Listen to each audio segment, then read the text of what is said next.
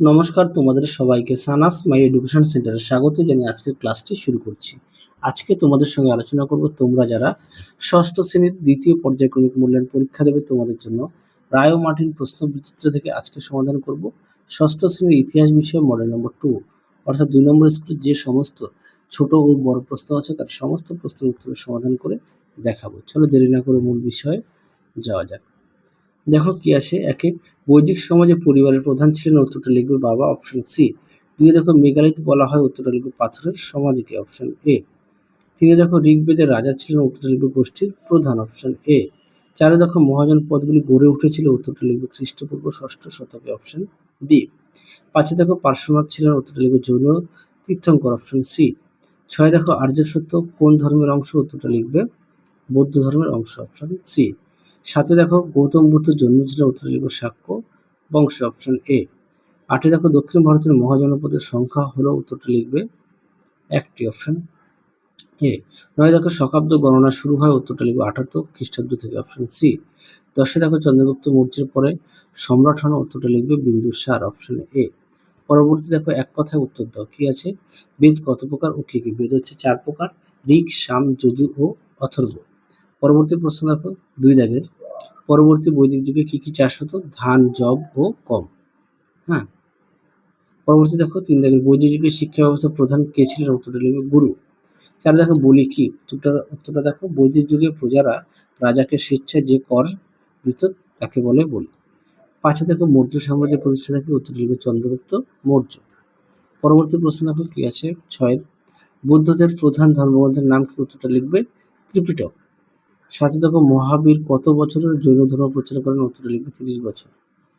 8 দেখো হর্ষচরিত কে রচনা করেন? উত্তরটা লিখবে বাণভট্ট। 9 দেখো ইন্ডিকা কার লেখা? উত্তরটা লিখবে মেগাস্থিনিস। 10 আছে কুষাণদের শ্রেষ্ঠ রাজার নাম কি? উত্তরটা লিখবে কনিষ্ক। পরবর্তী দেখো কি আছে বেমানান। 1 দাগের উত্তরটা হবে বেদ, 2 একটা ঠিক ভুল, উত্তরটা ঠিক, 3 একটা ভুল, সঠিক উত্তর হবে পালি ভাষায়। 4 উত্তরটা কি আছে, বৈদিক সমাজে পাশা খেলা ছিল জনপ্রিয়। 5 দেখো সাম্রাজ্য টিকিয়ে রাখতে মৌর্যদের শক্তিশালী সেনাবাহিনী দরকার ছিল। পরবর্তী প্রশ্ন দেখো, ক স্তম্ভের সঙ্গে ক্ষয় স্তম্ভ মিলাও। এক একটা হবে বি অর্থাৎ রাজগৃহ, 2 একটা মহাকাশ্যপ, এটা হবে সি প্রথম বৌদ্ধ সঙ্গীতি। আচ্ছা 3 একটা হবে দ্বাদশ সংঘ, এটা হবে ডি জৈন ধর্ম। 4 একটা হবে হিনজান মহাযান, এটা হবে এ বৌদ্ধ ধর্ম। পরবর্তী প্রশ্ন দেখো 5 দাগের প্রশ্নের মান হচ্ছে 2। একে আছে বেদের অপর নাম শ্রুতি কেন? দেখো প্রশ্ন উত্তরটি, সুন্দর করে দেওয়া আছে, তোমরা অবশ্যই পড়ে নিয়ে লিখবে। পরবর্তী প্রশ্ন দেখো চতুরাশ্রম কাকে বলে? এই প্রশ্নের উত্তরটা তোমরা পাঠ্য বই থেকে পেয়ে যাবে। পাঠ্য বইয়ের পৃষ্ঠা নম্বর হচ্ছে 70। দেখো চতুরাশ্রম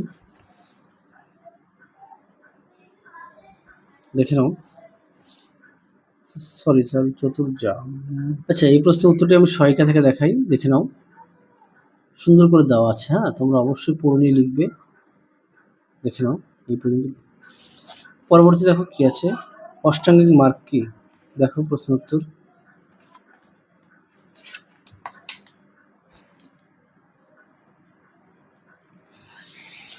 দেখো প্রশ্ন উত্তরটি,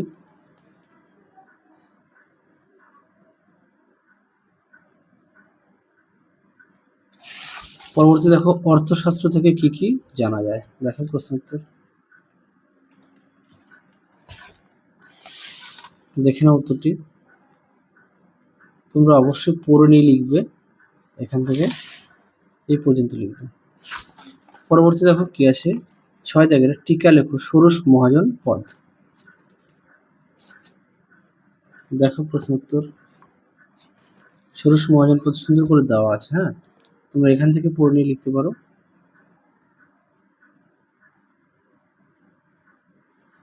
যদি পারো খাতায় লিখে নিয়ে পড়বে।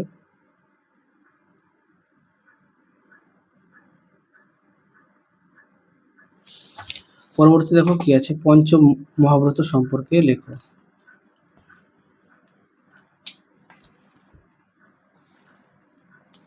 দেখো প্রশ্ন উত্তরটি,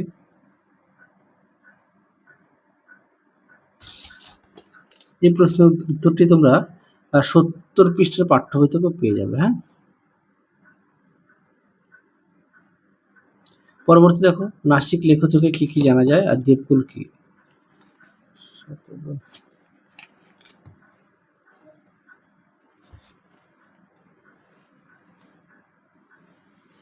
দেখো, নাসিক লেখ থেকে কি কি জানা যায়, এখান থেকে এফ উত্তরটা লিখবে।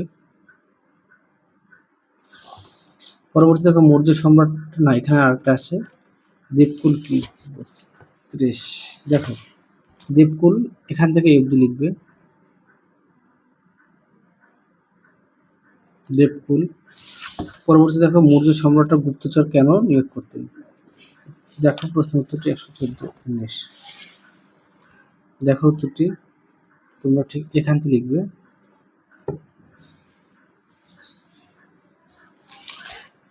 দেখে নাও, এই পর্যন্ত উত্তরটা লিখবে।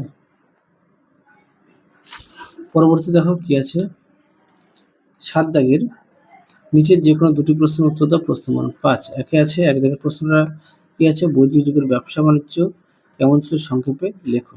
দেখো প্রশ্নের উত্তর দেখে নাও। দেখো প্রশ্ন উত্তরটি তোমরা অবশ্যই পড়ে নিয়ে লিখবে, এখান থেকে এই পর্যন্ত লিখবে। পরবর্তী ছিল স্নাতক কাদের বলা হতো। স্নাতক দেখে নাও, স্নাতক কাদের বলা হতো, এখান থেকে এফ লিখবে। পরবর্তী প্রশ্ন দেখো, 2 দাগের নব্য ধর্ম আন্দোলন কেন গড়ে উঠেছিল। দেখো প্রশ্নের উত্তরটি দেখে নাও, তোমরা অবশ্যই পড়ে নিয়ে লিখবে, এছাড়া পাঠ্য বই থেকে পড়ে নিতে পারো। আমি সহায়িকা থেকে দেখাচ্ছি, পাঠ্য বই থেকে পড়ে নিতে পারো।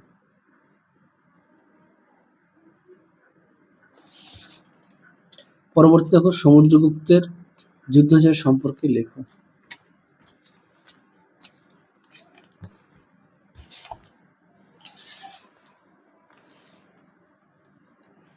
দেখো প্রশ্ন উত্তরটি তোমরা অবশ্যই পড়ে নিয়ে লিখবে, এই পর্যন্ত লিখবে। পরবর্তী দেখো, অশোকের ধর্ম সম্পর্কে লেখো। এটা তোমাদের পাঠ্য বইতে পৃষ্ঠা নম্বর 85 অর্থাৎ 85 পৃষ্ঠায় পেয়ে যাবে। অশোকের ধর্ম দেখো, দেখে নাও, এখান থেকে এই পর্যন্ত লিখবে। তোমরা অবশ্যই প্রতিটা পাঠ্য বই খুঁটিয়ে পড়বে, সমস্ত বিষয় পাঠ্য বইয়ের দিকে অবশ্যই গুরুত্ব দেবে। তাহলে চলো আজকের মতো এখানেই সমাপ্ত করছি, আবার দেখা হবে খুব শীঘ্রই তোমাদের পরবর্তী ভিডিওতে। তোমরা সবাই সুস্থ থেকো, ভালো থেকো, আজকের মতো টাটা।